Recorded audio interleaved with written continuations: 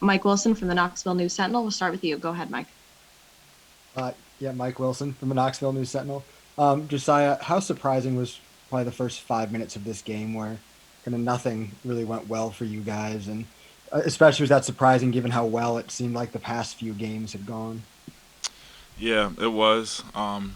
We came out and we didn't execute anything that we had been practicing over the last couple weeks. We were flustered, and it probably looked like we were scared. But that's how the game goes. I feel like as the game went on, um, the jitters got out, but we didn't give ourselves a chance to win, and that's what hurts the most. But you can't start out games like that against a really good or any good team that you're playing against and expect to win with your back against the wall.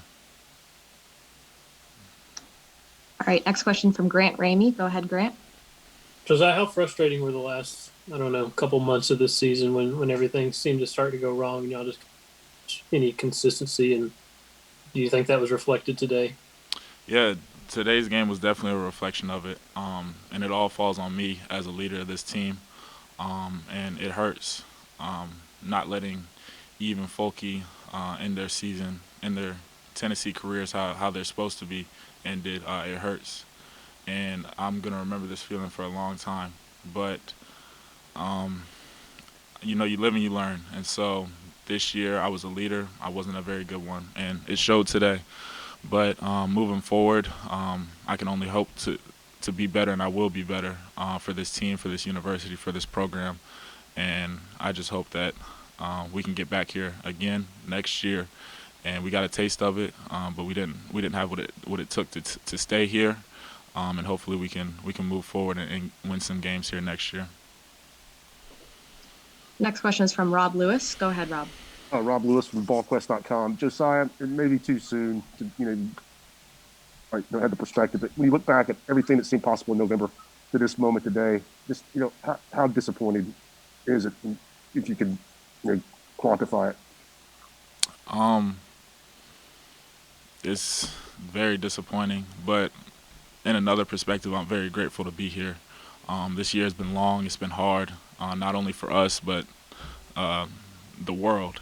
And to be at this position, to be able to play the game that I love, I'm very grateful. But it is very frustrating to go out like this with I know the team that we had, the firepower we had, we just didn't have, and it falls on me as a leader of this team. Um, I'll be the most disappointed out of anybody, but I mean, I'm not gonna curl up in a ball and not do anything about it. Like I said, you live and you learn, and I'm definitely going to learn a lot. I've learned a lot from this year. My time at Tennessee, I've learned so much, and I just hope to use what I learned to help better us in the future. Our next question is from Gustavo Tomazelli from WUTK. Go ahead. Gustavo Tomazelli, WUTK 90.3, The Rock, Knoxville. Josiah, what's the message you have for the fans that feel disappointed right now, that feel that this team could go further into the tournament? What is the message you have for the Tennessee fans? Nobody's more disappointed than we are. We had high expectations. We had the highest expectations of winning it all, and we came up short.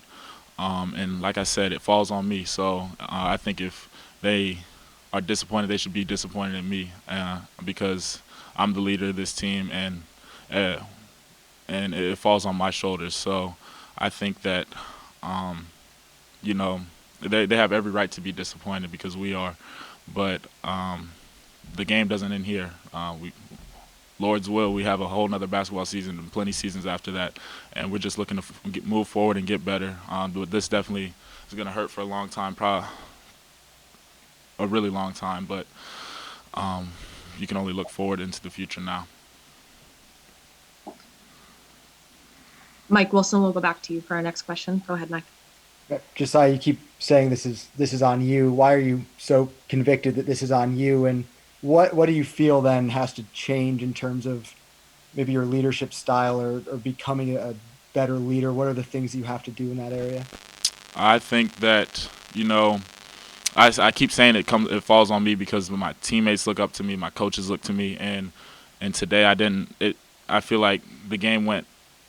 I feel like I didn't bring it to begin with. I feel like we didn't give ourselves a chance to win. I feel like I didn't give my team a chance to win. So this is on me, and it's it's really been a reflection of my leadership all year, up and down. And I think moving forward, I just have to be more consistent. And it's not easy. It's really hard. If being a leader was really easy, a lot of people would do it. But that's why there's so few great leaders. And like I said, not everybody has a time in I feel like their history, whether it's in sports or whatever, but not everything's going to be perfect. You lose battles, you lose wars, and it's how you bounce back, it's how you respond. And we have a lot of time until the next game we play, so it's how I'm going to prepare for the next season and for the next team that we have, and the guys that are coming in, and hopefully for the Tennessee fans who are disappointed just like me, I hope that we can still have you guys on our side, because we will bounce back for this. I can promise you that. Next question is from Joe Rexroad. Go ahead, Joe.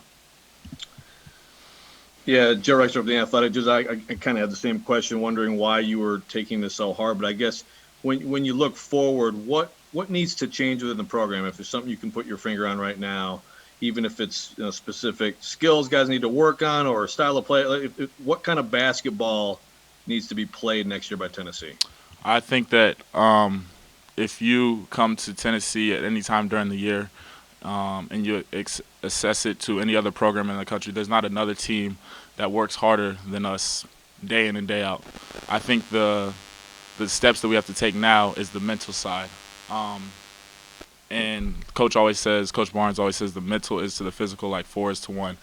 And I think that's why there are only there's only one winner. And the team that's going to win, they're going to have the mental toughness to grind out. The seasons are long and hard. They really are. But the team that wins it all, they have the mental toughness to get through it, to know the value in each possession, the value in each day.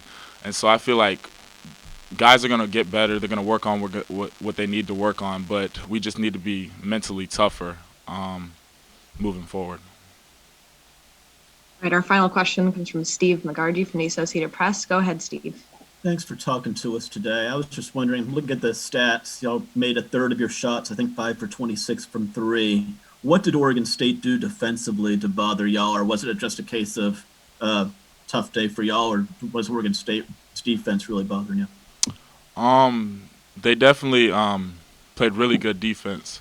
I would say I don't know how many turnovers we had, but we were really careless with the ball, and I give credit to them. And as far as the 3-point percentage, I feel like we got good looks. I feel like I got good looks, and they just didn't go down. And that's the game of basketball. So, I mean, I think looking back, we'd take every single one of those threes again. And we practiced those, and they just didn't fall today. But credit to Oregon State. They played a hell of a game. They played great defense, great offense. They executed on both ends.